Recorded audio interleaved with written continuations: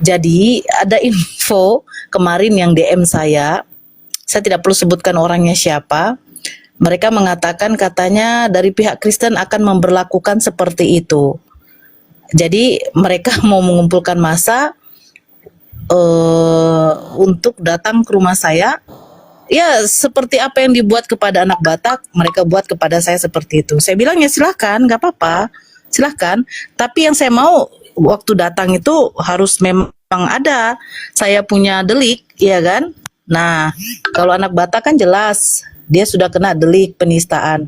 Saya mau kalian datang harus bawa juga delik saya apa benar itu sudah penangkapan dari kepolisian, ya saya ikut. Tapi kalau tidak ya saya akan tenang di rumah saya gitu loh.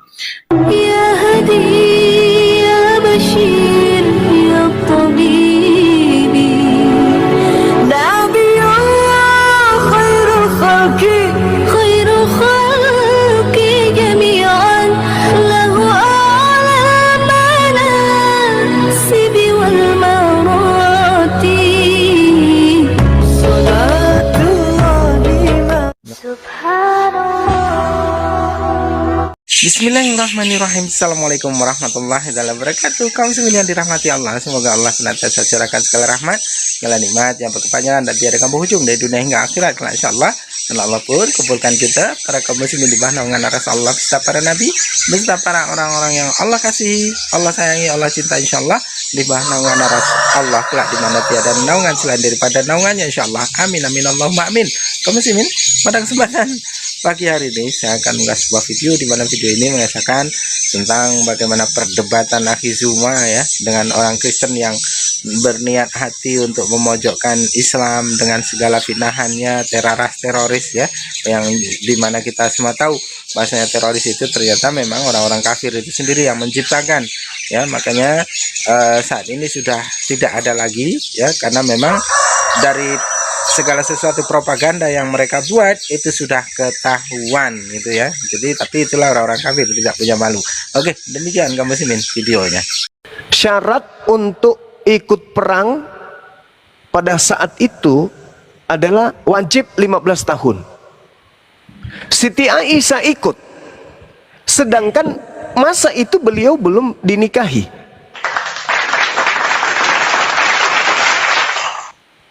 Jadi kalau kita melihat dari secara histori, Nabi Muhammad SAW belum menikahi Siti Aisyah, sementara Siti Aisyah sudah usia 15 tahun.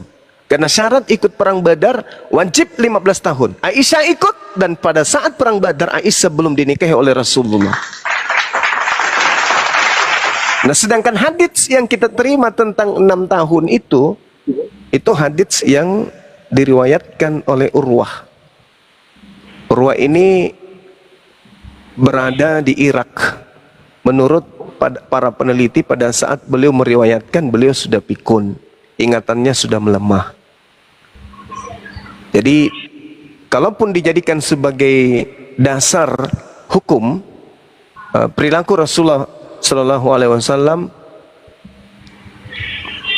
itu untuk hari ini kurasa nggak cocok, karena itu hanya berlaku kepada baginda Rasulullah Muhammad SAW.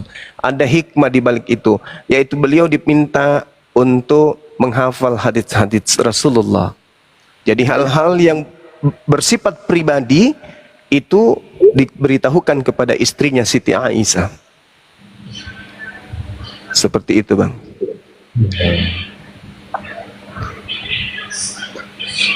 Ya, silakan Bang Setengah, keluarin aja seluruh unek-uneknya tentang Islam. Kalau Anda emang benar-benar nggak tahu, nggak apa-apa, di sini keluarin aja. Saya nggak mau hujat, bukan unekan, Mas. Iya betul, nggak apa-apa, iya betul. Saya kan ingin tahu di Islam itu gimana kok sampai 13. Terus seperti yang dikatakan Rocky Gerung ini, Rocky Gerung ini tadi dia bilang di surga ada seks. Ini ngawur aja ngomongin si Rocky Gerung ini. Kenapa, Bang? Di surga itu ada wanita, ada laki-laki. Sejatinya ada seks katanya, kata si Rocky Goreng ini ada seks katanya. Aduh, maksudnya gini, di surga itu ada makan, ada minum. Kebutuhan manusia itu adalah Ya seperti yang ada saat ini di hari ini, apa yang menjadi kenikmatan di dunia itu akan menjadi kenikmatan yang halal nanti di surga. Karena kita manusia, kita bukan Tuhan, kita bukan malaikat. Tuhan akan membalas segala sesuatunya sesuai dengan porsi kemanusiaan kita. Yang jadi masalah kalau ada kelamin tapi tidak melakukan apa-apa. Sementara di surga nanti manusia itu lengkap, bahkan lebih disempurnakan lagi. Oh, Iya, di surga itu begitu. Emang kenapa bang seks itu? Seks itu menurut saudara itu perbuatan yang tidak bagus? bukan, maksud saya di surga memang ada seks, memang. Ya bahasa kita tidak bagus lah kalau mengatakan seks karena orientasinya itu buruk. Di surga itu ada kenikmatan suami istri. Ada kenikmatan yang disiapkan oleh Allah untuk kita laki-laki dan untuk perempuan. Itulah pembalasan dari orang-orang yang menjaga dirinya di dunia ini untuk tidak berzina. Coba tunjukkan hadisnya. Jangan hadits bang, jangan hadits. Al-Quranul Karim banyak menjelaskan tentang kenikmatan-kenikmatan di surga. Banyak, termasuk juga di dalam Bible. Di surga pun ada itu kawin mawin. Di surga, bukan di hari kebangkitan, tapi di surganya. Gitu bang. Jadi kalau berbicara mengenai kenikmatan di surga, itu sudah pasti. Dan kenikmatan ini tidak terbatas kemudian hanya sebatas makan minum saja. Di surga itu tempat kenikmatan dan tempat kebahagiaan. Itu tidak bisa dipungkiri. Namanya surga. Meskipun kita tidak bisa mencerminkan seperti apa kenikmatannya, tetapi Allah Subhanahu wa taala itu menjanjikan bahwa kita akan memiliki pasangan di sana. Nah, kalau abang ini kemudian merasa bahwa di surga nggak ada yang seperti itu, lalu buat apa kita ke surga? Buat apa kita ke surga? Sedangkan manusia diupah dengan kenikmatan dan kebahagiaan. Contoh misalnya di dalam Al-Quran surah Ar-Ra'd ayat 29, umat Islam masuk ke surga bersama dengan istrinya, anak-anaknya, keluarganya. Kemudian Ar-Ra'd ayat 29, di surga manusia itu bahagia. Hud ayat 23, di surga umat Islam itu kekal. Lalu kemudian di surga itu kenikmatan yang penuh. Al-Hajj ayat 56.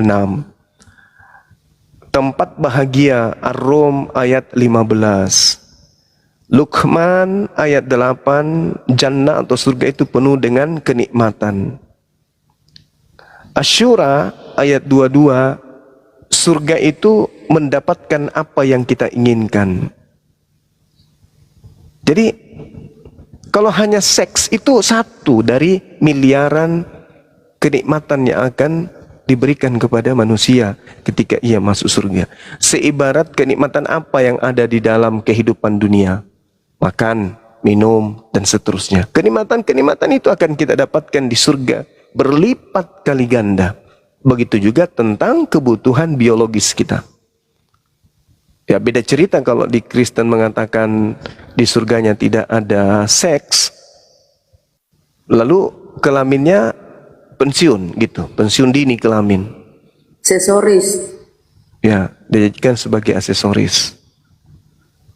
Kalau di surganya umat Islam, ya jelas itu adalah tempat menerima rezeki, keberuntungan besar.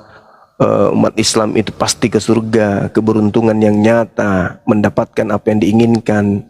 Intinya surga itu tidak bisa digambarkan dengan pandangan kita sebagai manusia, yang pada intinya surga itu adalah tempat kebahagiaan suami, istri, anak, dan seterusnya.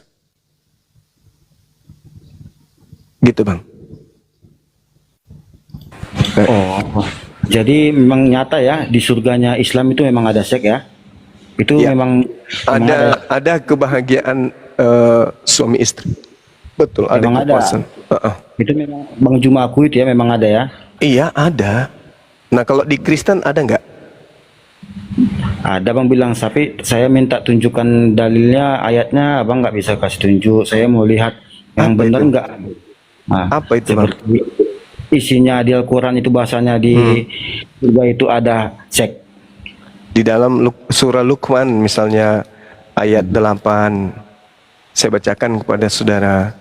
Surah Ya. Luqman ayat 8. Innal ladzina amanu wa amilus solihat lahum jannatun na'im.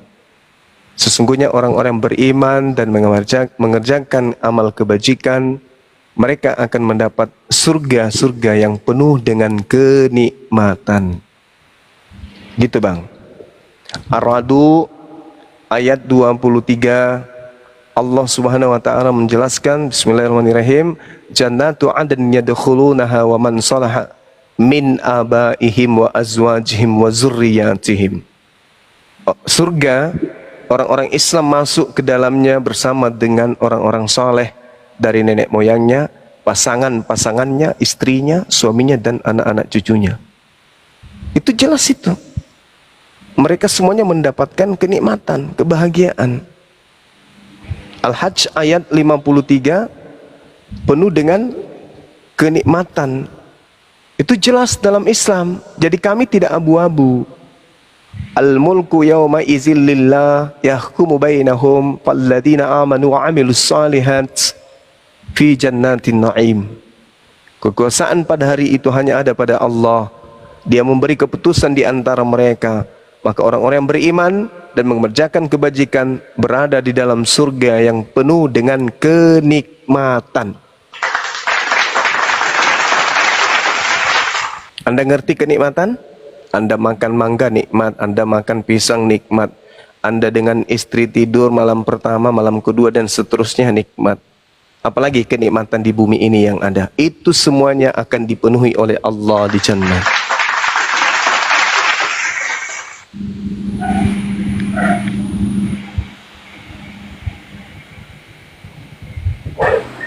Ya, Bang Setengah, Bagaimana? silakan bertanya Setengah? lagi Bang Setengah. Buat teman-teman tolong di tab layar ya, di gaspol. Ya, Tutup layar, silakan Bang weh. Setengah. Tutup layar biar kencang Tuh sinyal kan, kita. tuh disuruh malah sama Bang Setengah. Bang Setengah ini udah hebat nih, keren. Ayo, gas. Seperti ini yang aku kurang jelas ini, kalau penjelasan dari Rocky Gerung ini dan Bang Handi kurang jelas ini kan. Jangan bawa Rocky Gerung, Anda sama Gurunda sekarang, sama Gurunda Juma. Ya penjelasannya nggak jelas itu. Sok-sok tahu ini. Jadi seperti di dalam Islam kan membunuh itu kan dosa itu kan Bang Juma. Iya, betul. Nah, jadi kalau membunuh dia secara jihad, membunuh sesama manusia, kenapa mereka dijanjikan surga dan 72 bidadari? Iya, jihad itu apa? Jihad itu berjuang di jalan Allah. Berjuang di jalan Allah itu adalah memperjuangkan markat dan martabat akidah. Itu dulu. Harga diri, harta kita, nyawa kita kemudian terancam, lalu kita perjuangkan kemudian. Negara kita kemudian terancam, lalu kita perjuangkan kemudian. Akidah kita, agama kita dirongrong, diserang oleh bangsa lain atau umat lain. Itu jihad namanya. Sedangkan kaumnya para nabi-nabi terdahulu banyak yang pengecut. Tuhannya ditangkap, mereka pada berlarian. Tidak mau berjihad.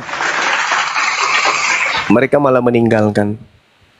Gurunya yang memberikan berapa banyak mukjizat ditinggal begitu saja. Pengecut. Umatnya baginda Rasulullah Muhammad SAW tidak akan pengecut. Begitu ada yang mencoba untuk melakukan penzaliman, maka umat Nabi Muhammad itu angkat tangan kemudian untuk melampiaskan amar ma'ruf nahi mungkar. Itu kami. Bukan dilaporkan lari ke luar negeri, di luar negeri menghujat. Enggak. Kalau umat Islam itu jihad fi sabilillah, itu harga mati. Innal ladzina amanu yuqatiluna fi sabilillah wal ladzina kafaru yuqatiluna fi sabilit tagut. Seperti itu, Bang. Faqatilu awliya asyaitan. Nah, kami diperintahkan untuk berjihad melawan setan dan sekutu-sekutunya. Itu. Jadi kami berjihad kemudian melawan sekutu-sekutu iblis dan iblis itu sendiri. Maka kemudian pahalanya mati syahid bila kami mati dalam keadaan berjuang. Begitu abangku. Jadi kami tidak diajarkan untuk lari. Kami diajarkan merdeka atau mati mulia. Gitu abang. Jadi seperti yang dilakukan Ali Imron sama siapa yang kemarin di Bali itu Oh, dibenarkan bukan. Itu dibenarkan bukan. atau tidak? Itu tidak menjalankan hukum Islam. Itu di Islam tidak boleh kayak gitu. Nggak boleh itu ya. Nggak boleh, nggak ada perintahnya. Malah itu orang bunuh diri kayak begitu, itu membunuh orang itu sama halnya membunuh manusia semua yang ada di atas muka bumi. Berarti itu Bang tidak dibenarkan itu Bang Juma ya. Tidak dibenarkan. Al-Quran surah Al-Ma'idah ayat 32. Al-Quran ada. Di Al-Quran itu jelas sekali perintahnya. Itu oknum yang melakukan itu, oknum, bukan agama. Kalau agama kami itu jelas ya, diperintahkan kemudian di dalam Al-Quran. Katabna ala bani Israel min ajli dzalika katabna ala bani Israel annahu man qatala nafsah bighairi nafsi au fasadi fil ardi faka'annama qatalan nas jami'a wa man ahyaha faka'annama ahya nasa jami'a. Itu jelas itu. Barang siapa kemudian yang membunuh satu manusia, maka dia sama halnya membunuh seluruh manusia di atas muka bumi. Dan barang siapa kemudian memberi kehidupan seorang manusia, maka dia sama halnya seakan-akan memelihara kehidupan seluruh manusia. Itu kaidah di Islam. Jadi nggak boleh. Ya tidak boleh, tapi di saat mereka di persidangan itu seperti Ambroji itu dan lain-lain, dia ucapkan Allah Akbar gitu di persidangan itu. Nah, itu mereka dikatakan juga saya juga biasa melihat orang membunuh dengan menggunakan nama Yesus. Banyak Laskar Kristus, mengatasnamakan Laskar Kristus, TNI, Polri, kita dihabisin banyak. Kalau dilihat dari cerminan agama memang perintah. Kan memang ada perintah itu. Jadikanlah seluruh bangsa dan seterusnya. Tetapi kalau di Islam tak ada dalilnya. Mereka boleh teriak Allahu Akbar, tapi dalilnya mana? Perintah membunuh, ngebom itu mana perintahnya di Al-Quran? Tidak ada. Sama seperti ketika saya datang kemudian membawa linggis, ya, membongkar Alfamart, teriak Allahu Akbar. Apakah itu berarti saya mewakili Islam? Tidak. Mereka melakukan tindakan kriminal mengatasnamakan Islam. Nah, orang Islam yang paham ini sudah pasti tahu gerakan-gerakan seperti ini adalah gerakan-gerakan pesanan. Ada yang memesan, ada yang men-setting, tapi sudah pasti bukan umat Islam. Karena kalau umat Islam yang melakukan itu, pasti tujuannya adalah untuk meneror atau untuk membuat agama lain itu tertuduh. Pasti. Harusnya kalau memang kita mau menjelek-jelekkan agama lain, ya, maka yang kita serang adalah masjid. Masjid yang dibom, boom. Yang dijelek siapa? Agama lain. Ya, benar. Pasti pelakunya dari ini nih, pasti pelakunya di luar Islam nih, karena yang diserang adalah masjid. Itu kalau tujuannya seperti itu.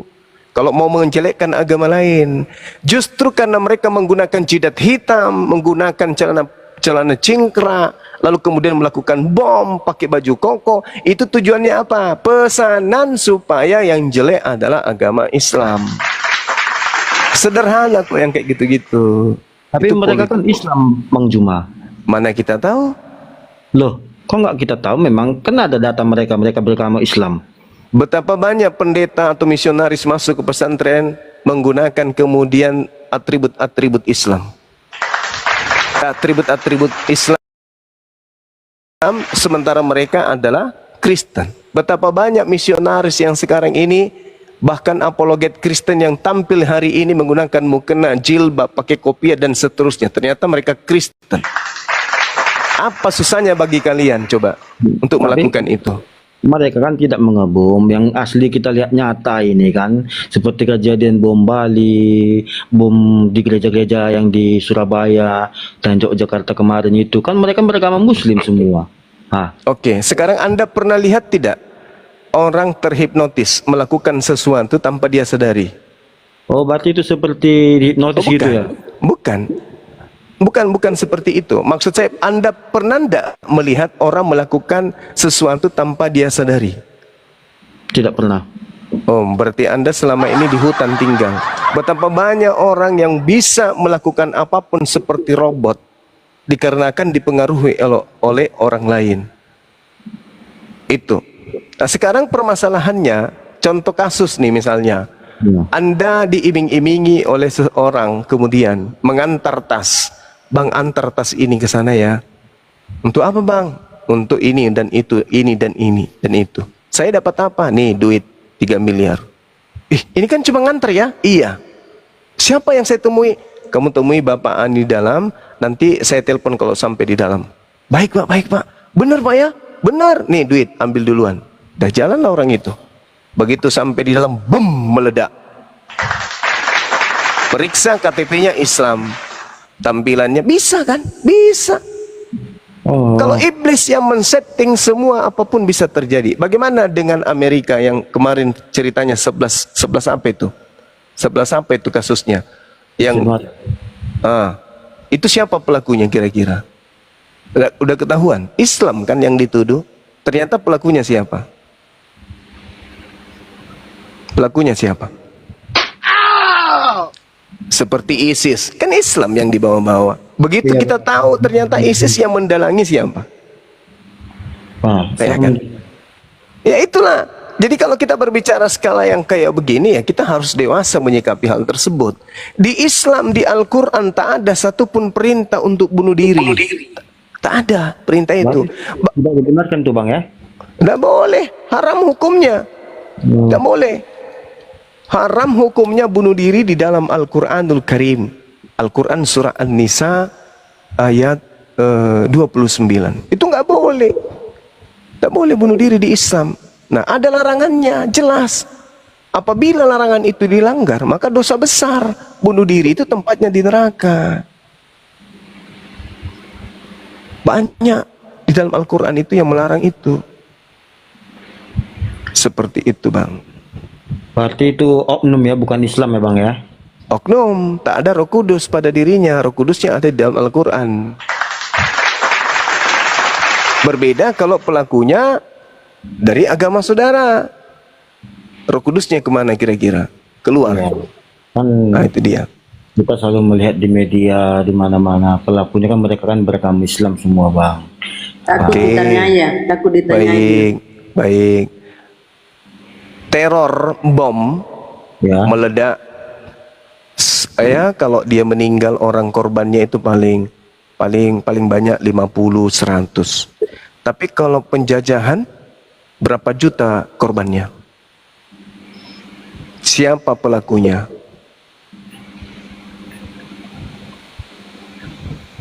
Itu nggak dianggap sadis. Ya. Karena nanti alasannya itu kan politik, bukan agama. Orang bom bunuh diri tujuannya apa? Apa faedahnya untuk agama Islam? Ya. Ada? Tidak ada. Tidak ada faedahnya. Bom gereja, apa faedahnya untuk Islam? Kira-kira apa faedahnya? Kalau di Islam itu diajarkan kekerasan, ketika kemudian pahlawan kita berhasil mengusir penjajah, babu-babunya, tukang cucinya, tukang jaga gerejanya, ya, tukang apa itu, tukang pajaknya, kemudian semua pesuruh-pesuruhnya, office boy-nya, itu akan dibunuh semua sama pahlawan kita. Ah, ini pengikut penjajah ini, buktinya dia masuk ke gereja. Ah, ini istrinya penjajah ini gundiknya penjajah. Jongos-jongosnya juga banyak. Jongos-jongosnya penjajah ini dibunuh, usir, wah, minimal diusir, pergi dengan majikanmu ke Belanda. Tapi faktanya mereka tidak dibunuh, rumah ibadah Belanda ditinggal kemudian dilestarikan. kitab-kitabnya Belanda yang mereka tinggalkan diamankan. Orang-orang Kristen yang tadinya seagama dengan penjajah dibiarkan hidup berdamai dengan Islam di Indonesia ini. Tapi coba kita balik, agama Islam, negara Islam yang datang menjajah Nusantara yang mayoritas Kristen, kemudian kami minoritas pengikut daripada penjajah. Tiba-tiba penjajah berhasil diusir, kami masih hidup tenang di tengah-tengah kalian yang mayoritas. Kira-kira nih, kira-kira kami tenang? Kalian buat? Enggak tahu, belum tahu juga. Nah itu dia.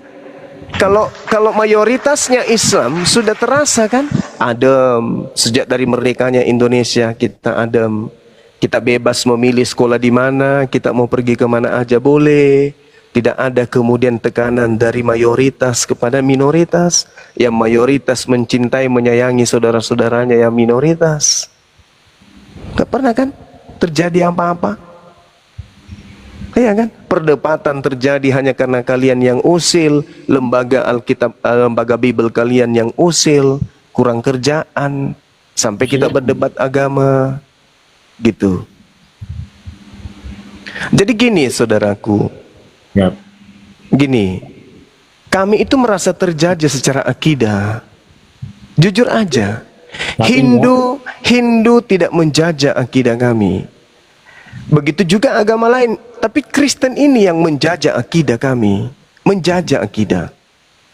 Memang tidak menjajah secara fisik, tapi secara akidah kami dijajah oleh kalian. Pertama, kitab kami istilah-istilahnya kalian pakai untuk apa? Untuk pendangkalan akidah. Misionaris terjadi di mana-mana, pemurtadan terjadi di mana-mana. Pendeta-pendeta kalian yang tadinya murtad mengaku pendeta ke lorong-lorong, ke pulau-pulau, ke kampung-kampung terpencil yang jauh dari mayoritas Islam, mereka murtadkan. Nah, kami merasa terjajah. Kami susah kemudian untuk membina generasi Islam ini untuk tidak murtad. Kenapa? Karena mereka disediakan berbagai macam fasilitas, disediakan kemudian dirancang sedemikian rupa. Seperti baru-baru ini muncul lagi kitab kalian yang baru namanya Al-Injil, isinya bahasa Arab. Itu tujuannya untuk nyerang kami. Kalian menyebut nama Allah, padahal kalian tidak beriman kepada Allah. Kalian berimannya kepada Yesus. Allah hanya dipakai untuk aksesoris, untuk pendangkalan akidah kepada kami umat Islam. Ini yang umat Islam mayoritas tidak paham.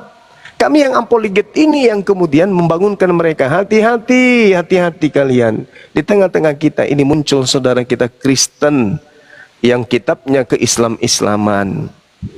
Itu fakta. Coba, baru halaman pertama, baru sampulnya sudah terlihat Alkitab. Ya, sudah Islam. Buka halaman pertama tertulis bertaburan nama Allah di situ, dibaca Allah. Tuh, punya Islam. Ada kata Rasul, ada kata iman, ada kata mujizat, ada kata Roh Kudus, ada kata syafaat, semua ke-Islam-Islaman. Itu untuk apa? Untuk nyerang Islam, pendangkalan akidah namanya. Apa tujuannya? Untuk memperebutkan penduduk Indonesia agar lebih mayoritas Kristen.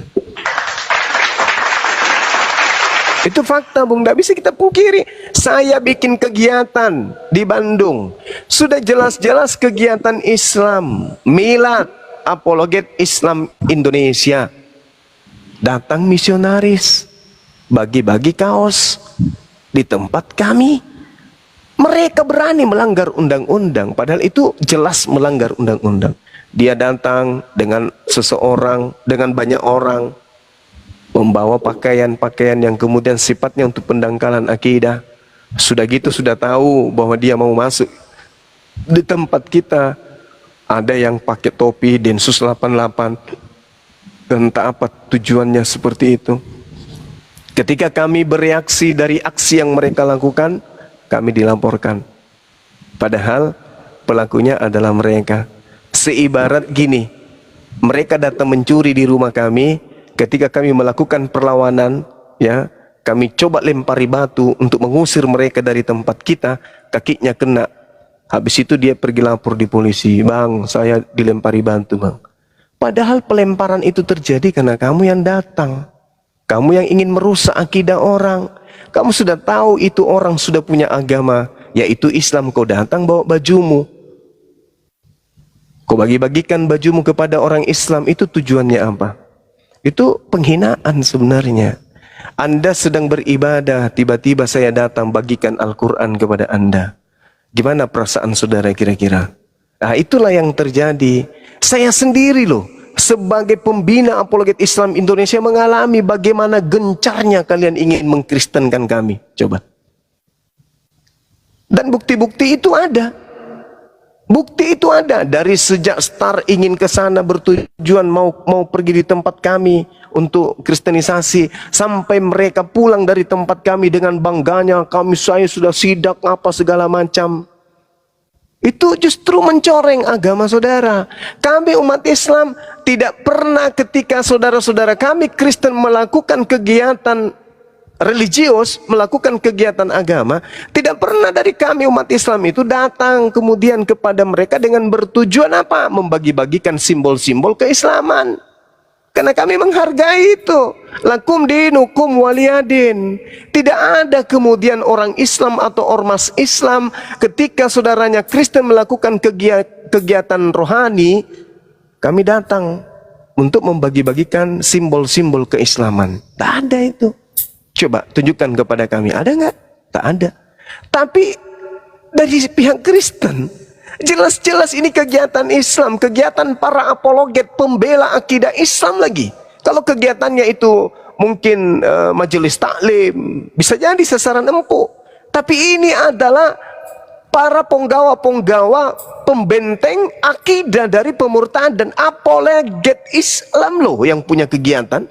Tapi apa yang terjadi dengan gagahnya, kemudian dia ingin memperlihatkan tanduknya dan taringnya. Nih aku datang, coba aku sidak, coba aku masuk markas kalian. Nih aku datang. Apa coba untungnya kayak gitu-gitu? Giliran kita bereaksi, memberikan tindakan spontanitas tanpa ada rancangan, niatan atau rencana apapun, kami beraksi terhadap apa yang mereka lakukan. Dilaporin. Dilaporin. Coba. Hebat kan ya? Ya tapi nggak apa-apa, silakan aja. Mungkin umat Islam ini terlalu sabar sehingga kita berpikir nggak usahlah kita ambil tindakan lapor. Mungkin. Wallahu alam ya. Kalau teman-teman ternyata di belakang layar itu ternyata sudah nyusun segala sesuatunya, saya tidak tahu itu. Ya, yang saya tahu, saya katakan kepada Rudi, sudahlah Rud, kamu nggak usah lagi manas-manasi keadaan. Negara kita ini negara republik, negara kesatuan Republik Indonesia, milik semua agama. Kamu tidak perlu lagi kau panas-panasin, hentikan itu. Jadi ketika dia live kemarin atau yang kemarin dia live bahas-bahas saya, bahas-bahas Uniripa, bahas-bahas bahwa saya tadi siang Gurunda itu. Tadi siang saya sudah dilamporin. Saya WA dia, Ruth kamu sendiri ternyata yang membuat makin keruh. Bukankah kamu sendiri yang minta damai? Kamu sendiri yang minta supaya ini jangan terjadi. Kok sekarang kau jadi perkeruh masalah? Apa kata beliau? Ya udah Bang Suma, enggak lagi, ini yang terakhir. Nah, itu coba. Apa yang saya katakan ke japri beliau, ke WA Rudi, aku bilang sama Rud, sudahlah, saya sudah terlapor, cukup saya, kamu jangan, kasihan anak istrimu. Itu aku bilang sama dia, tanya Rudi. Jangan perkeruh suasana, biarkan saya menghadapi laporan kalian. Jangan kau merembet kemana-mana. Karena teman-teman saya nggak akan pernah saya bisa bendung semuanya kalau tiba-tiba mereka mengambil lapor massa. Masa melaporkan kalian itu bahaya.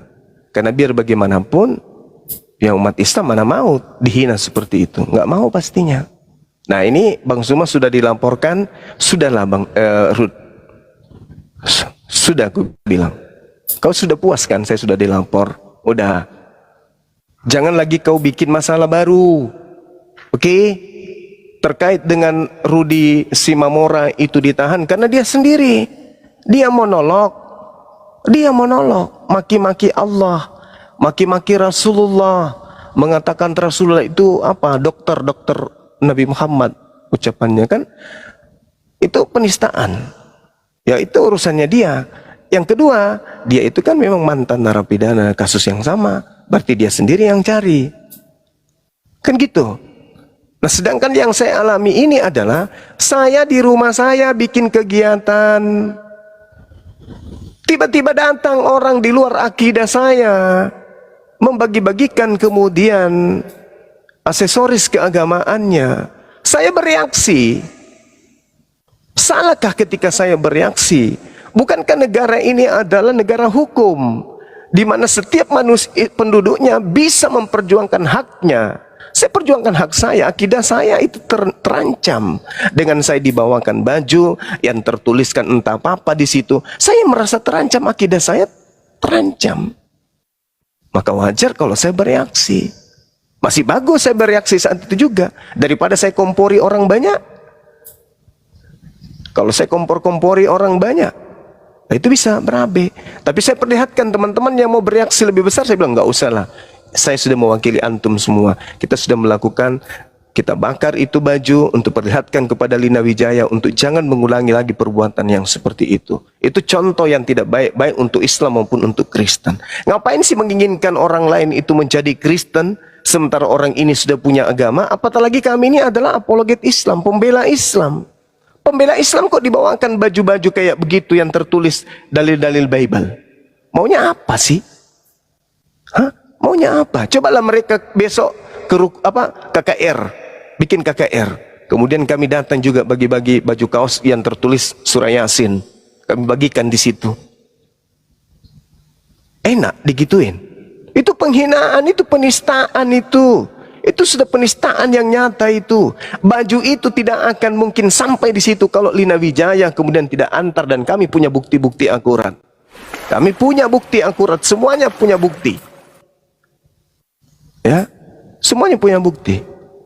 Tidak ada yang kemudian dia lakukan itu kami rekayasa, tidak. Semuanya ada buktinya. Dia sebelum datang ada videonya, setelah dia pergi ada videonya, ketika dia di TKP tempat kami ada videonya, ada foto-fotonya lengkap. Bahkan videonya dia ngaku-ngaku dengan bangganya, saya sidak, si Suma masih tidur, si Nandar masih tidur. Ayo dong, saya datang kan untuk berdebat, ternyata kalian ciutnya. Ada video-video kami sebagai bukti. Lengkap bukti-bukti kami.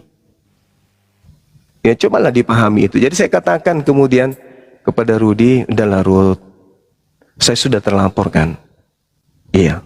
Ya sudah, kamu jangan ikut-ikutan. Nanti kau dilapor juga, kasihan anak istrimu. Cukup saya. Kamu jangan. Nah terus dia bilang, iya sih biar bagaimanapun Zoom saya juga biar bagaimanapun Zoom saya juga apa katanya itu. Pokoknya intinya muatannya itu biar bagaimanapun Zoom saya juga, biar bagaimanapun kamu itu juga baik sama saya. Ya udah berdamai kita. Jangan lagi kau tambah-tambahin. Ya kalau kamu, saya katakan sama Rudi, mudah-mudahan dia nyimak. Saat ini yang perlu kau butuhkan itu Ruth adalah bantu anak istri daripada Rudi Simamora itu, bantu, kasihan anak istrinya. Silakan kau galang dana, bantu itu anak istrinya. Kalau si Rudi ini ya memang harus dia rasakan, karena siapa suruh dia monolog menghujat seperti itu. Kalau aksi-aksi saya berdebat selama ini, kalau itu dilaporkan, berarti lawan debat saya juga harus dilaporkan, harus masuk juga. Kan gitu poinnya. Jadi apa yang harus kita hilangkan supaya debat ini tidak lagi terjadi? Kalau kau mengatakan tadi perintah bunuh, bukan di situ poinnya. Bukan di situ. Hentikan kristenisasi. Hentikan kristenisasi. Mari kita saling menghargai satu sama lain. Yang Kristen silakan gunakan aksesoris Natal. Kalau pingin kali disebut Kristen, ambil pohon Natal, gantung atau karikaturnya aja, simpan di kepala. Supaya kemana-mana ketahuan, oh ini Kristen. Jangan pula kopiah dengan baju koko yang diambil, habis itu subhanallah, barakallah. Apa yang kayak gitu-gitu coba? Untuk apa? Apa untungnya kalian kayak gitu-gitu? Nah, jadi solusinya cuma satu, muaranya yang harus dihapuskan. Apa itu? Bible harus dikembalikan ke aslinya. Hapuskan semua istilah Islam di dalamnya. Selesai kita. Mau banting-banting kepala kalian mengajarkan orang menyembah kepada Theos, silakan. Tidak ada urusan. Tapi ini masalahnya kalian mengajak orang menyembah kepada Allah. Tapi yang dimaksud Allah adalah roh. Bertanduk 7, bermata 7 lagi. Ujung-ujungnya Yesus anak Maria yang kalian sebut Allah yang datang dalam rupa manusia. Dalilnya Efesus 6 nomor 2 nomor 6, Efesus 6 nomor 2 nomor Efesus 2 nomor 6 nomor 7 nomor 8. Allah menjadi manusia. Ujung-ujungnya Yesus yang kalian sebut Allah. Jadi itu yang harus dihentikan di negara kita ini supaya aman. Ya, kita minta mudah-mudahan presiden pemerintahan kita yang baru ini bisa kemudian menyikapi ini istilah-istilah di dalam agama Kristen yang ada di dalam Bible Kristen, karena itu hanya terjemahan dan ada kata Indonesia yang disiapkan untuk itu seperti Alkitab, bisa saja buku atau buku-buku atau kumpulan firman Tuhan, bisa kumpulan firman Tuhan atau Tabiblia atau Biblika dan seterusnya. Bisa aja. Kata Allah dikembalikan masuk ke dewa atau Tuhan. Sebagaimana Tuhan Bapa atau Theos Bapa atau Dewa Bapa. Bisa kan? Bisa. Daripada kita diskusi terus kayak begini. Karena ini tidak akan ada habisnya. Ini tidak akan ada habisnya. Kita akan selalu berdebat. Kita akan selalu berdiskusi. Kenapa? Coba lihat di kumal-kumal Kristen. Yesus adalah Allah. Kan menghina itu. Itu menghina. Karena membawa nama Tuhan kami lalu ditafsirkan sesuai dengan iman kalian. Itu tidak boleh. Tidak boleh. Karena kalian tahu Tuhannya umat Islam itu adalah Allah. Kami menyebutnya Allah. Kalian menyebutnya Allah. Untuk mengumpetin, untuk menyembunyikan identitas Tuhan kami yang kalian ambil. Itu nggak boleh, itu melanggar, Bung. Nama Tuhan kami Allah. Kami membacanya Allah karena kaidah Quran, nahwu sharaf, tajwid. Kemudian masuk di dalam kitab kalian. Padahal kalian tahu Allah yang kalian baca Allah itu tidak beranak, tidak diperanakkan. Kalian juga tahu Allah itu adalah nama, bukan gelar. Tapi kalian ambil, kalian comot, kalian gunakan di Bible kalian yang semestinya tidak ada. Nah, sekarang siapa yang menista agama? Biblemu yang menistakan agama kami. Bukan kami, bukan aku yang menistakan agama kalian. Coba Anda buka Bible kalian tuh. 1 Korintus 1:25. Tetapi kebodohan Allah, kebodohan Tuhan kami Tuhan kami kalian katakan bodoh. Melayang-layang, roh Allah melayang-layang di atas permukaan. Kalian menghina. Jadi yang menista sebenarnya di sini adalah kitabmu yang menista agama Islam. Maka supaya tidak ada penistaan, maka kitabmu harus dikembalikan kepada settingan awalnya. Jadi kitabmu yang menistakan agama. Kitabmu menistakan agama. Kalau berbicara mengenai kitabmu berarti orang-orang yang duduk di lembaga kitabmu. Siapa mereka? Ya orang Kristen lah. Itu yang perlu. Jadi kalau Anda berbicara mengenai Islam ini jahat, Islam ini, saudara, sadarilah. Bukan oknumnya saja yang jahat kepada kami umat Islam. Kitabmu secara lembaga pun jahat kepada kami. Bukan cuma oknum saja seperti RK, Agatha, Lina Wijaya, siapa lagi? Rudi Yohana, siapa lagi? Congorpedia, Kiamat, Saifuddin Ibrahim. Bukan hanya mereka oknum-oknum ini saja, tapi secara lembaga memang agamamu yang menistakan agama kami. Memang agamamu itu Kristen punya lembaga namanya Lembaga Bible Indonesia. Lembagamu ini yang menistakan agama kami. Coba Anda buka Bible sekarang. Buka di halaman pertama. Sampulnya aja sudah menghina kami, sudah penistaan. Alkitab. Padahal Alkitab itu adalah nama lain daripada Al-Quranul Karim. Kalian tahu itu, bahwa nama daripada kitabnya saudara kami Kristen itu, Islam itu adalah Alkitab. Tapi tetap aja kalian pakai. Kenapa demikian? Ya karena kalian secara terstruktur menistakan agama kami. Wa ja'alna fi zurriyatihin nubuwah wal kitab. Alkitab, Al-Ankabut ayat 27. Jelas itu. Jadi yang disebut Alkitab itu adalah Al-Quranul Karim. Tapi surat Paulus, surat Lukas, surat Markus, entah apa-apa, kalian sebut sebagai Alkitab. Kan penistaan itu namanya. Itu penistaan. Sama seperti Yesus adalah nama yang sangat sakral di agama Anda. Kalau saya pakai sesuai dengan tafsiran saya sendiri pada bukan tempatnya, itu penistaan.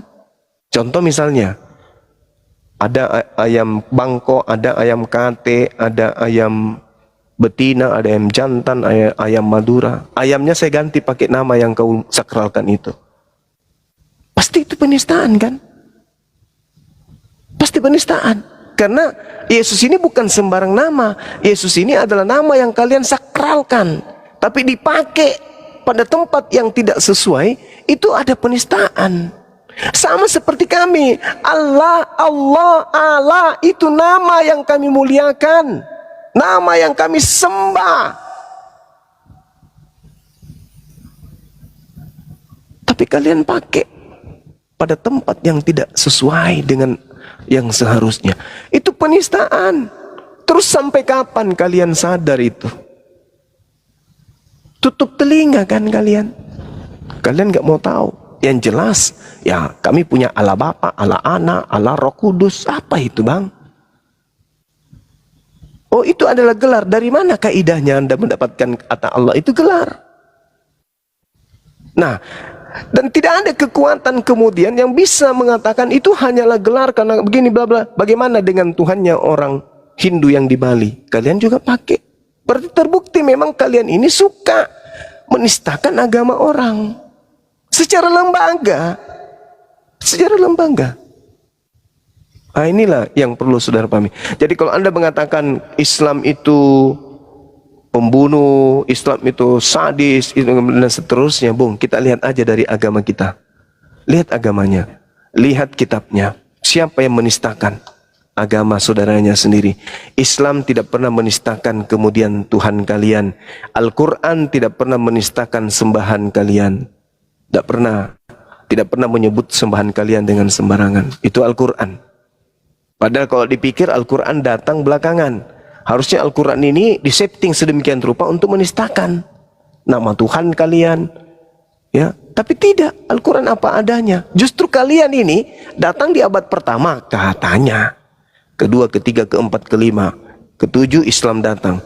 Nanti ketemu di Indonesia kalian yang justru ikuti kitab yang ada di abad ketujuh, kan lucu. Kalian mengekor kepada kitab yang ada di abad ketujuh. Padahal kalian mengakunya berasal dari abad pertama. Kenapa jadi nyontek ke abad ketujuh? Bukannya kami yang harus nyontek ke kalian. Tapi karena kalian usil, kalian penista, maka demi untuk mengkristenkan orang banyak, ya rela kalian kemudian menggunakan kata Allah meskipun kalian tidak imani Allah itu. Nah itulah, bung. Jadi kalau kita berbicara mengenai agama yang benar, lihat pola kehidupan, lihat pola keagamaan, dan lihat kitab suci yang kita anggap suci. Al-Quran, lihat Bible. Kalau saya sih pada akhirnya berkesimpulan bahwa kitab Anda itu hanya terjemahan. Terjemahan itu perkataan manusia. Bisa dikoreksi, bisa direvisi, bisa diperbaiki, bisa dikurangi, bisa ditambah. Kalau sudah mensifati sifat seperti itu, mustahil itu adalah firman Tuhan. Karena firman Tuhan tidak bisa dikoreksi, firman Tuhan tidak bisa direvisi, firman Tuhan tidak bisa ditambahi, firman Tuhan tidak bisa dikurangi. Itu. Nah sedangkan semua yang saya sampaikan ini disifati kitab saudara. Sikit-sikit revisi. 2023 revisi. Entah besok revisi lagi. Direvisi. Sementara firman Tuhan masa direvisi kalau firman Tuhan? Nah, pikirkanlah itu, Bung. Pikirkan itu sematang-matangnya. Loh, ini kok kitab kita setiap saat revisi. Ini firman Tuhan kah? Kalau firman Tuhan kenapa direvisi? Emang bisa firman Tuhan direvisi? Tidak bisa. Oh, ini hanya terjemahan. Begitu ya? Jadi karena dia terjemahan makanya bisa direvisi. Iya. Oh, dengan demikian itu hanya terjemahan. Artinya apa kalau hanya terjemahan? Bukan firman Tuhan. Saya kira begitu, Bung. Silakan diambil alih teman-teman yang lain. Mungkin ada yang ingin disampaikan. Saya bikin kopi campur masaku dulu. Silakan. Ya, kalau menurut abang itu revisi, kan Alkitab turun ke bumi kan abad ke-1, abad pertama. Kalian ke-7, berarti kalian yang mengikuti. Terus kenapa kalian bilang kami ambil Alkitab dari kitab kalian? Kalian merasa tersakiti. Sudah jelas, abang bilang tadi kita ini di Indonesia ini semua. Saya lihat malam ini abang agak lebih sopan ngomongnya, aku lihat memang yang agak menarik sedikit, memang agak lebih sopan. Jadi abang bilang kita ini semua bebas beragama. Kalau bebas beragama, kita yang di Kristen ini juga merasa bang kita ini disakiti. Setiap kita ada ibadah acara KKR, kalian bubar-bubari kami seperti di Medan, di Tangerang kemarin. Kalau kami tidak pernah melakukan hal seperti itu, acara di luar pun ibadah, kalian bubarin, kalian demo-demo, seperti itu. Yang baru-baru ini baru terjadi, yang seorang ibu ASN, pegawai ASN itu, dia juga usir. Itu di mana letaknya kalian merasa kalian disakiti? Sementara kami yang disakiti selalu, setiap ada ibadah, selalu kalian bubarin, apa segala macam. Abang sudah salah menafsirkan seperti itu, bang. Oke.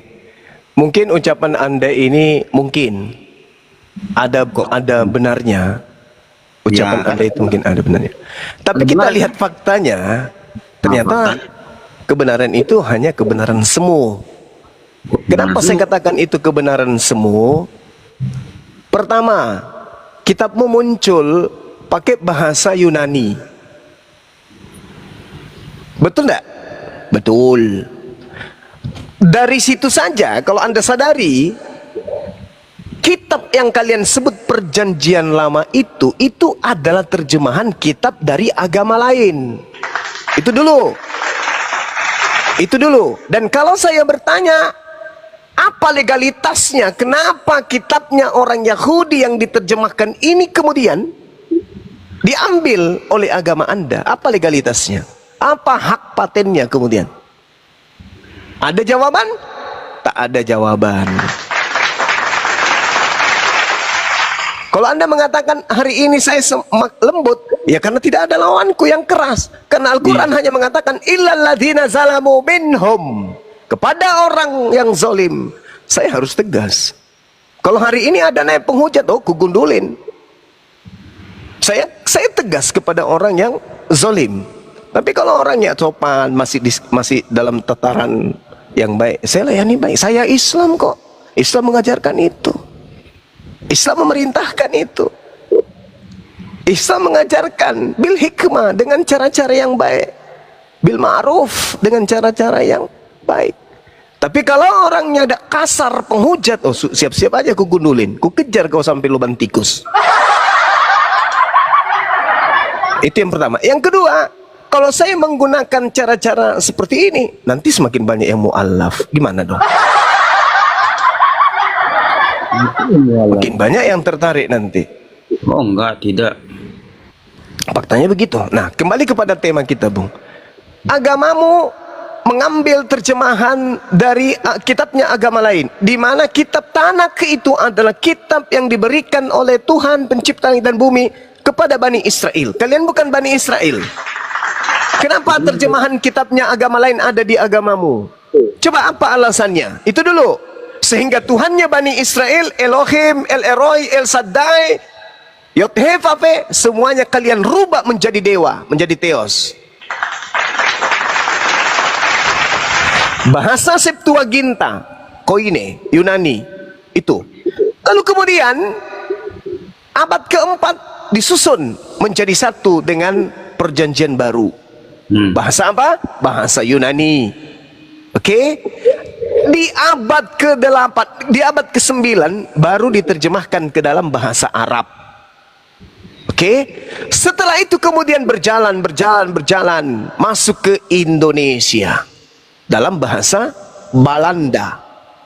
Begitu masuk ke Indonesia, tiba-tiba berubah menjadi mirip Al-Quran. Sejak kapan kemudian Kristen punya kitab menyebut nama Allah, menyebut kata Alkitab? Ya sejak nebeng di Indonesia ini kitabnya. Karena kenapa? Ikut ke Islam-Islaman, ikut ke Al-Quran-Al-Quranan. Coba, sejak kapan orang Kristen menyembah Sang Hyang Widi? Sejak kapan? Jadi Tapi coba Anda lihat kitabnya orang Kristen di Bali. Yang disembah siapa? Sang Hyang Widi. Ayo, ada apa dengan agamamu? Kok kayak gitu kali? Ada apa kira-kira? Pertanyakan pada dirimu. Artinya ada prinsip. Kemanapun kau pergi, silakan warnai dirimu dengan warna itu, warna mayoritas di situ, supaya orang-orang di situ bisa juga ikut kepada agamamu. Itu Matius 28 nomor 19. Jadikanlah seluruh bangsa menjadi muridku. Nah itu caranya. Gimana caranya coba? Anda mau menjadikan umat Islam menjadi murid Yesus, Anda harus ke Islam-Islaman, nyamar seperti Islam untuk memenangkan banyak Islam. Coba lihat para pendeta misionaris pakai kopiah, ya toh? Pakai kopiah, pakai baju koko. Kenapa demikian? Ya itu amanat agung. Jadikan seluruh bangsa menjadi muridku. Gitu, Bung. Jadi kalau Anda mengatakan kami selalu diganggu begini bla bla bla bla bla, mungkin itu keliru ya, oknum-oknum keliru, karena di Islam tidak boleh mengganggu orang beribadah. Jadi itu Haram oknum, hukum. bukan Islam Ya itu ya. jelas. Kan tak ada perintah di Al-Quran. Kami kan umat Islam itu pedomannya Al-Quran. Sekarang itu bukan Islam. Islam. Itu Islam atau tidak? Kenapa? Itu Islam atau tidak yang membubarkan agama? Agamanya di KTP Islam, perilakunya bukan Islam. Karena kenapa? Orang lagi ibadah diganggu seperti Lina Wijaya. Kami lagi ibadah diganggu. Itu nggak boleh. Nggak boleh orang lagi ibadah kok, apa hubungannya? Istilahnya di Al-Quran itu kan sudah jelas tuh prinsipnya. Lakum dinukum waliyadin. Qul ya ayyuhal kafirun la a'budu ma ta'budun wala antum abiduna ma a'budu wala ana abidu ma abattum wala antum abiduna ma a'budu. Lakum dinukum waliyadin. Tak boleh. La ikrah fidin, tak boleh orang memaksakan. Mereka mau beribadah silakan. Mau salto, mau jingkrak, mau lari-lari di dinding, silakan. Itu agama mereka. Kenapa mereka kemudian ada yang usil atau ada yang mengusik? Ya mungkin ada salah prosedur. Bisa jadi di situ mayoritas Islam. Cuman 2 orang yang Kristen di sana. Tapi ada masa di mana orang-orang yang luar kampung para berbondong-bondong pergi di rumahnya orang Kristen ini untuk nyanyi-nyanyi mengganggu tetangga. Bisa jadi. Karena itu bukan rumah ibadah, itu bukan gereja, itu rumah pribadi yang bertetangga dengan mayoritas Islam. Sampai di sana nyanyi sampai mulut robek sampai ke kuping. Alam kudus. Bayangkan kalau 100 orang menyanyi kayak gitu. Bukankah teman-teman tahu? Ya, bukankah teman-teman tahu bahwa penyanyi-penyanyi gereja itu suaranya bagus-bagus, merdu-merdu, mulutnya bagus-bagus. Begitu dia bicara, teriak, mengganggu tetangga. Wajar orang enggak terima.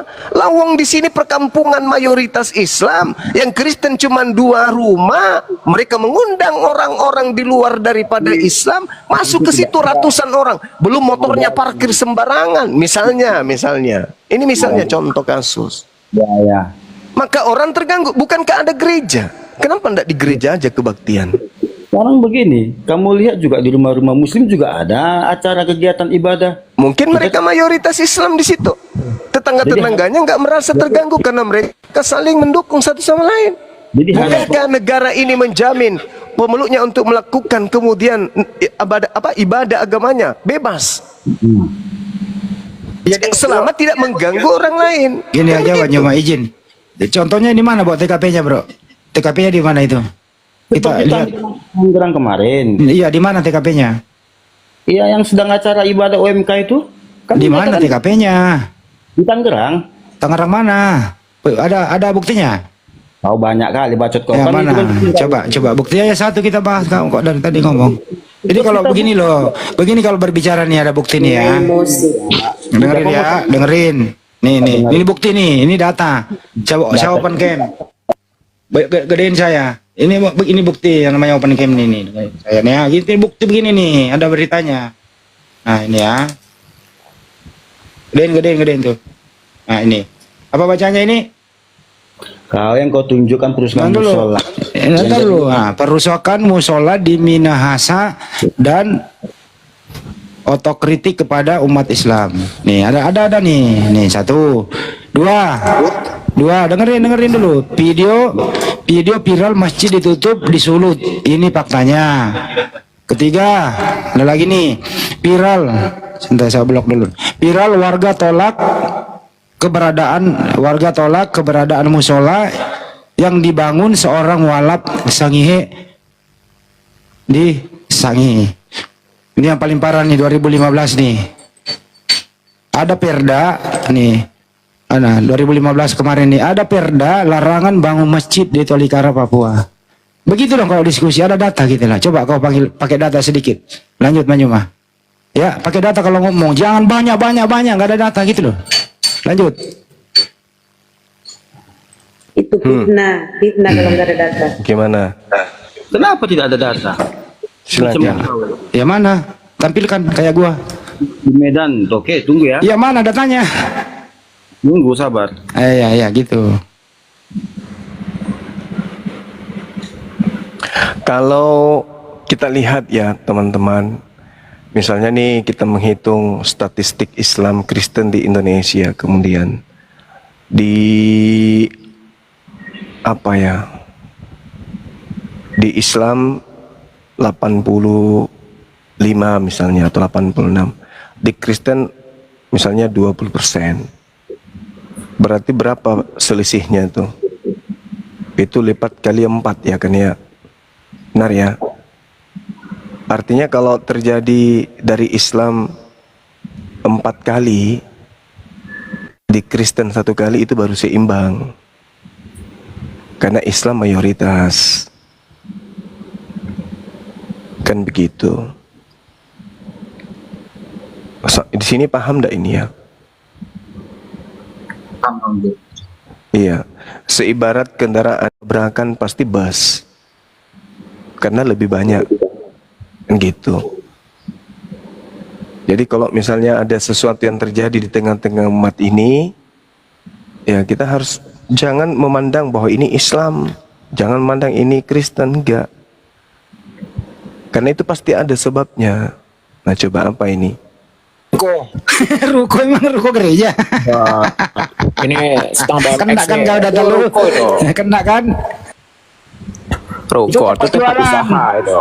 Tempat dagang. Kena kan lu? Nah, di ruko ini gimana ini?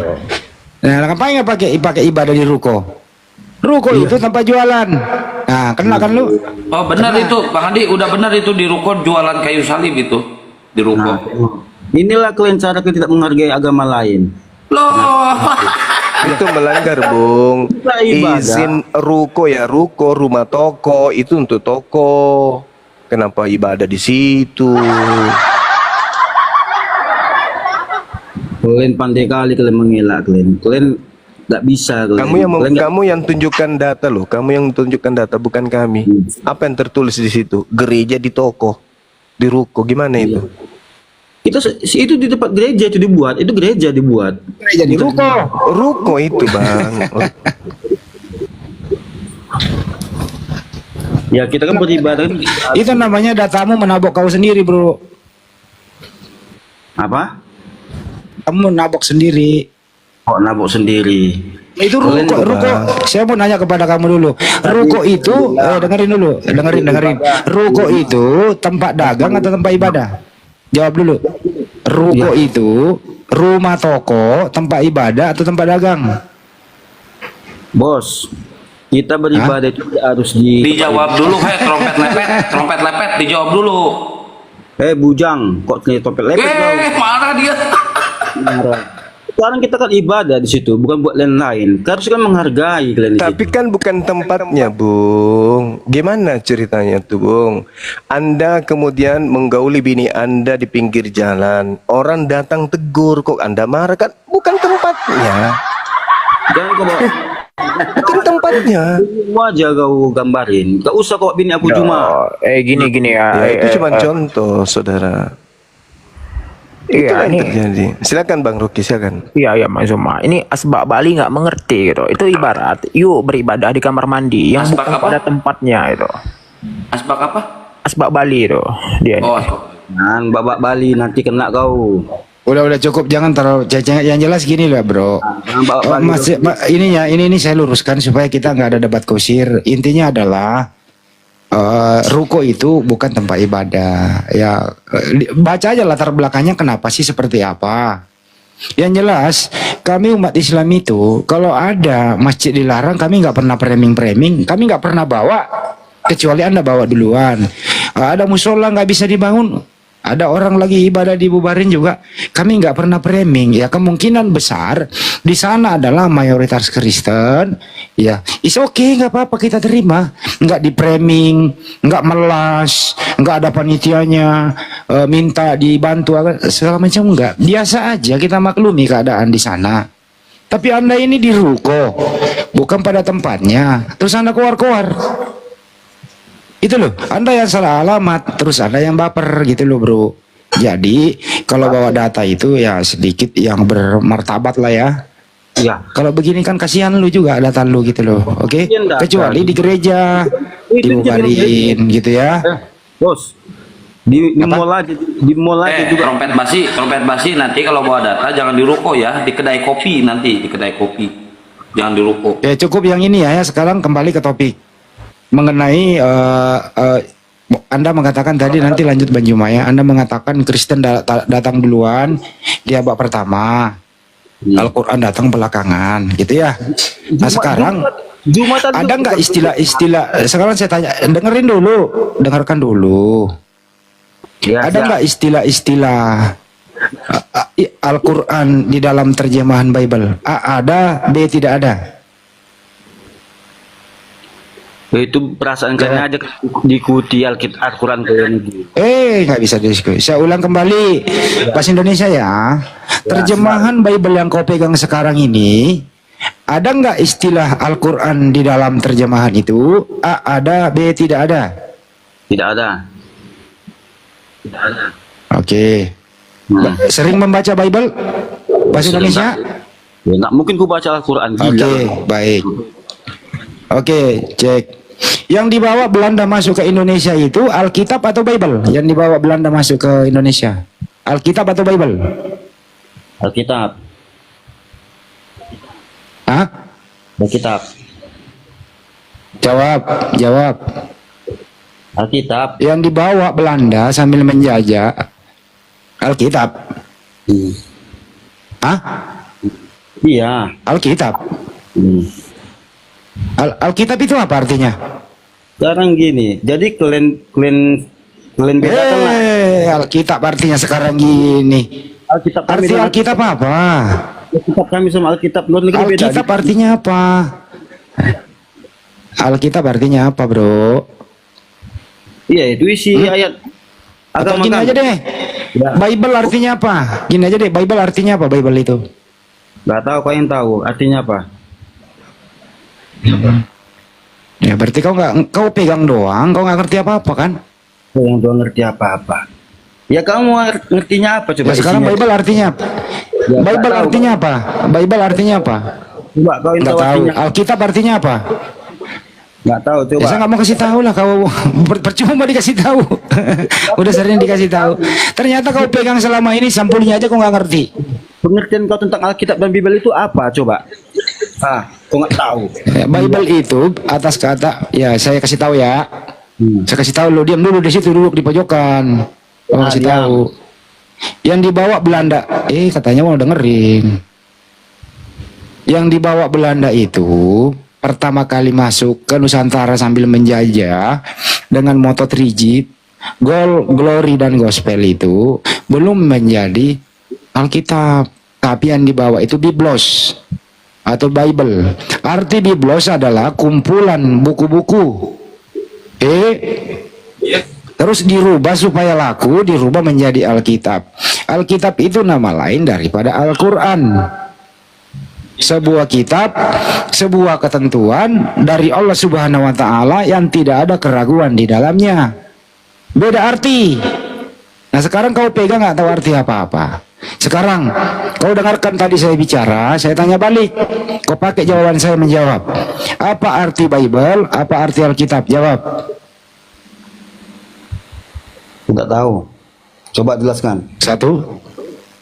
Saya tidak tahu. Coba Berarti dia jelaskan. nggak dengar tadi saya menjelaskan ya? Udahlah, udah saya dengerin tadi lu. Saya udah menjelaskan, kamu kok nggak ngerti apa-apa. Belum tahu. Nah, sekarang kau tidur dulu di tempat. Kau tidur dulu. Bukan. Kau diam dulu di situ. Yang bodoh. Banyak cerita. lu. Apa? Banyak cerita. Mengarang-ngarang. Banyak cerita. Sandi putih ya. Yang kayak begini-begini diskusi dari sama Banjuma tadi. Jalannya kami Ini kau turun, kalau tidak dari mana kayak kami ambil tidak berilmu kau bro. Mukelen terlalu. Apa sih? Enggak, santai, tenang, santai. Itu kan guru-guru kita kan bicaranya sopan. Sopan kok. Kamu ditanya dengan baik, jawab arti Alkitab itu apa. Ada acara ibadah itu apa mayoritasnya. Jadi kalau Salam dulu dong. Assalamualaikum Ya, warahmatullahi wabarakatuh. Assalamualaikum warahmatullahi wabarakatuh. Waalaikumsalam warahmatullahi wabarakatuh. Warahmatullahi wabarakatuh. Mbak Nora sudah ada panggilan? Bentar, Bang Nandar, naik dulu Bang Nandar. Ini si Asbak Bali ini udah turunin dulu. Ya udah turunin aja lah. Maaf ya bro ya, saya turunin. Mohon maaf. Sekali lagi saya turunkan. Karena kita diskusi ini pakai akal sehat, pakai data, bukan pakai perasaan. Anda belajar lagi aja. Tanya pendetamu, Pak Pendeta, arti Alkitab apa? Arti Biblos atau Bible apa, Pak Pendeta ya? Lu belajar dulu satu kata itu ya. Satu kata doang atau dua kata. Bible atau Biblos dan arti Alkitab. Tanya pendetamu, catat besok malam kau naik lagi di sini, oke? Ya, Akhir Nandar naik Akhir Nandar. Bu Nora, assalamualaikum warahmatullahi wabarakatuh. Waalaikumsalam, Akang. Alhamdulillah belum Bang Handi, belum ada panggilan. Oh, belum ada panggilan. Pak Jaksa dan nggak boleh nyanyi ya. Ya tenang aja. Kalau dia yang memulai ya dia yang mengakhiri toh. Santai aja gitu loh. Kalau yang saya monitor itu Bunda Nora kan dilaporkan tuh. Terus kemudian yang mau menjadi saksi yang disebut itu ada dua katanya. Si Lina Wijaya sama si Logika mau jadi saksi. Jangan-jangan nanti jadi saksi dia yang jadi tersangka. Ya nggak apa-apa. Terlapor kan. Ya biarin aja kan nggak masalah. Itu It's okay, it's okay. buat apa gunanya, Pak? Kenapa? Gunanya apa itu kucurat satu itu diambil? Yang mana? Logika itu. Apa hubungannya? Karena logika ini kan pernah menginjak kitab Bible-nya mereka. Ya. Harusnya logika ini yang ditangkap, dia yang nginjak Bible. Iya, itu makanya tadi Bang Andi itu satir, yang harusnya jadi saksi malah jadi tersangka itu. Oh, nggak bisa begitu. Ya, Ya, Pak Pres, assalamualaikum warahmatullahi wabarakatuh. Waalaikumsalam warahmatullahi wabarakatuh. Jadi ini aja Bang Handi ke tujuan tadi yang pertama aja dulu. Iya justru itu. Jadi ini di sela-sela diskusi ini silakan Adik Kores informasikan kepada pendengar Izin dulu, bahwa kita pergerakan kita sekarang ini ya membutuhkan uluran tangan atau kerjasama dengan semua pihak memperkuat. Karena di seluruh Indonesia API juga berjuang ya di Sulawesi Selatan, di Jawa Barat, Jawa Timur, DKI Jabodetabek dan semuanya akan mengadakan gerakan bersih-bersih dalam rangka memperkuat divisi hukum API. Untuk itu Adik Kores silakan Anda sudah ditugaskan tadi sore. Monggo. Siap Bang Handi, thank you. Jadi 2200 ini ikhwan fillah muslimin ya. Para pembenci Islam, mereka sudah menabuh genderang perang ngajak serius ya. Mereka ngajak serius. Iya, yang namanya muslim itu nggak bisa ditantang. Nggak bisa ditantang. Arenanya mau apa aja kita sambut gitu kan. Mereka ngajak terkenal, mantap, mantap kita sambut. Nah, takutnya nih apa yang mereka lakukan itu kan kelamaan ya, kelamaan. Kita percepat dengan cara apa? Lapor balik. Kita bakal lapor balik, lalu kemudian kita akan ucapkan kepada mereka sampai jumpa di TV nasional. Sampai jumpa di TV nasional, wahai para pembenci Islam. Udah saatnya satu Indonesia tahu siapa aja kalian semua. Jadi kalau misalnya muslim dipanggil kelamaan, kalian yang dipanggil akan lebih cepat barangkali. Itulah pergerakan kita sekarang gitu. Membuat ini semua lebih cepat dengan cara dilapor balik. Oke, ikhwani fisabilillah. Nah, supaya bisa jadi percepatan ini, maka kami semua butuh dukungan kalian. Kami semua butuh dukungan kalian untuk support baik doa, finansial maupun tenaga ataupun jasa gitu. Supaya semua cepat terjadi.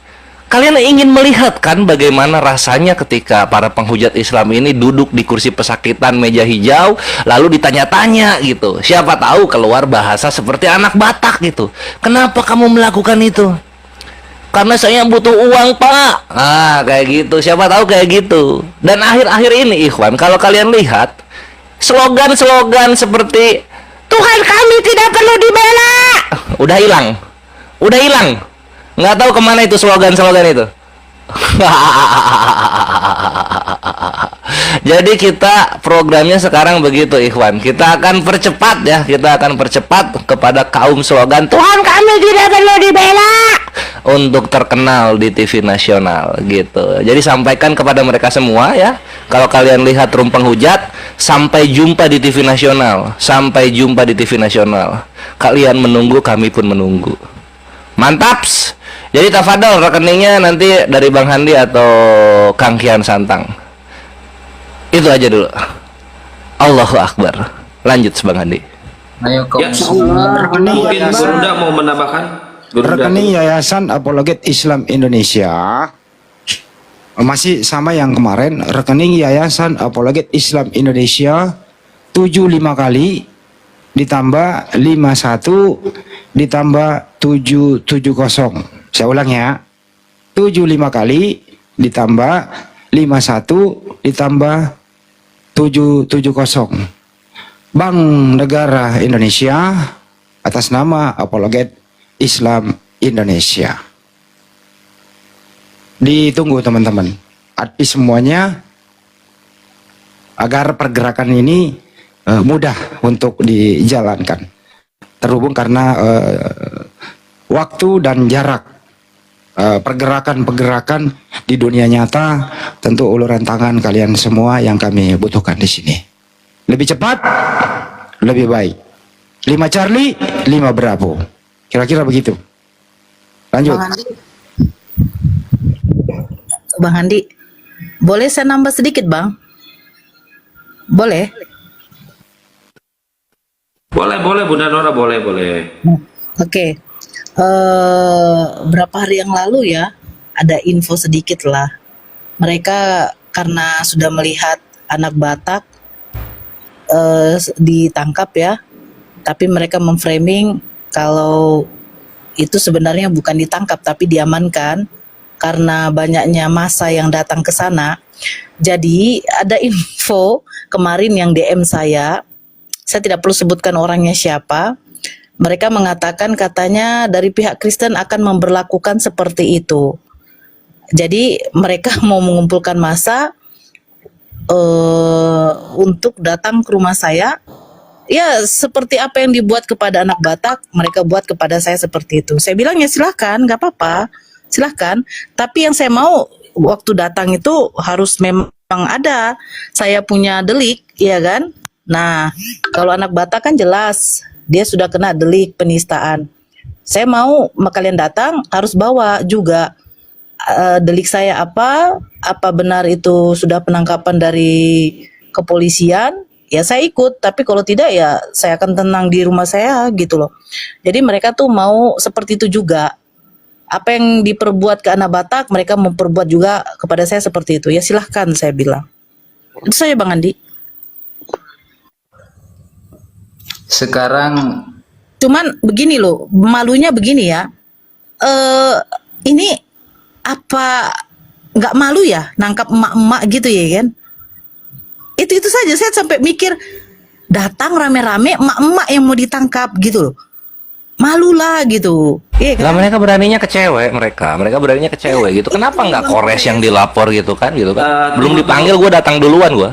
Bang Kores tunggu izin. Jazakallah bihair ya, jazakallah bihair buat Mbak YNT yang telah mendukung pergerakan kita ya, yang udah transfer dana langsung ke API sebesar 1 juta rupiah Bang Kores. Masya Allah, Allahu Akbar. Alhamdulillah, jazakallah khair. Jazakallah Mbak Yanti. Ya, jadi dan ini juga janji API Ikhwan kepada kalian semua, ini jadi saksi 2200. Kami API tidak akan meninggalkan para Jundun min Junudillah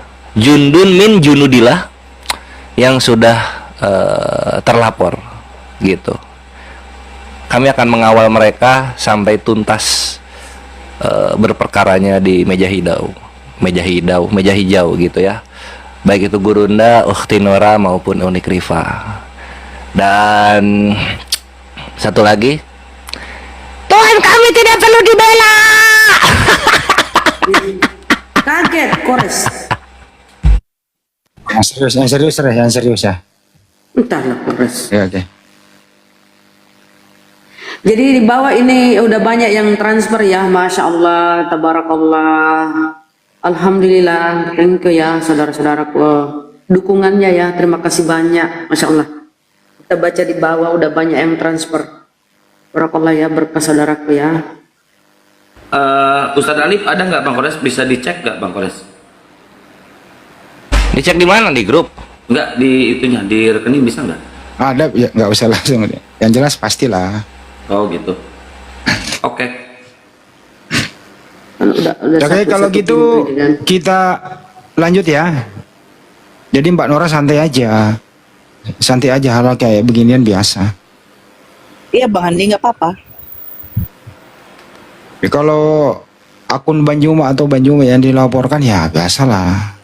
Memang tempatnya kantor polisi itu melapor gitu loh. Bagus dia caranya gitu. Ya kita beri apresiasi karena memang ya tempat melapor di kantor polisi kan begitu. Polisi itu presisi. Ya tentu juga kan nggak semuanya sembarang itu.